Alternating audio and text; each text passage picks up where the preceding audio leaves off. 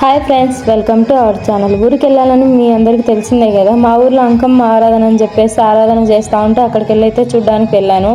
వెళ్ళేసరికి కోలాటం స్టార్ట్ చేశారు. ఇంకా భోజనాలు చేసేసి కోలాటం చూశాను. కొద్దిసేపు చూసా అంటే చూడండి, చిన్నపిల్లలు ఎంత బాగా వేస్తున్నారు కదా. ఇప్పుడు ఈ రోజుల్లో డీజే డ్యాన్స్లు అని వెళ్తున్నారు, కానీ అప్పటి రోజుల్లో కోలాటము చెక్క భజన చాలా ఫేమస్ కదా. అలా కొద్దిసేపు కోలాటం చూసి ఇంకా మళ్ళీ రోజు బెంగళూరుకి అయితే వెళ్ళాను. మా తమ్ముడు దసరా హాలిడేస్కి వచ్చాడని వెళ్ళాను. బెంగళూరుకి వెళ్ళాక ఇంకా ఈ మంత్లో నా బర్త్డే ఉందని చెప్పేసి షాపింగ్ చేయడానికని వెళ్ళాము. అక్కడ షాపింగ్ చేసి మంచి డ్రెస్ తీసుకొని అయితే ఇంటికి స్టార్ట్ అయ్యాము. నేను మా చెల్లెలు భర్త అయితే షాపింగ్కి వెళ్ళాము. అక్కడ చూసుకొని మధ్యలో పానీపూరి తినేసి అయితే వెళ్ళాము. ఆ రోజు వీకెండ్ అయ్యేసరికి ఫుల్ ట్రాఫిక్. సాఫ్ట్వేర్ వాళ్ళకంతా వీకెండే కదా, హాలిడే, అందుకని ఫుల్ ట్రాఫిక్.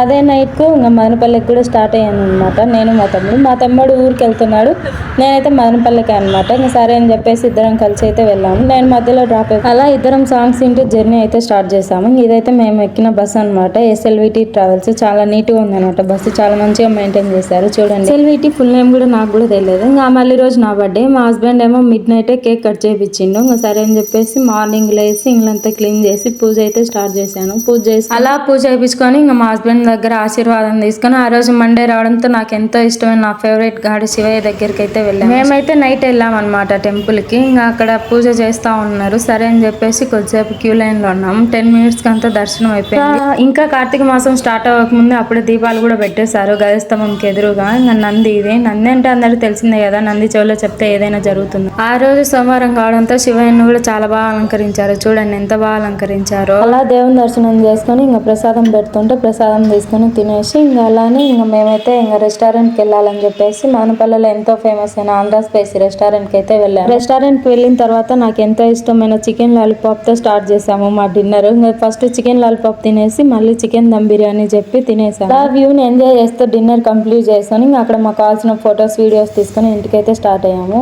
ముందుగా మన వీడియో చూస్తున్నట్లయితే please like and subscribe my channel. Bye.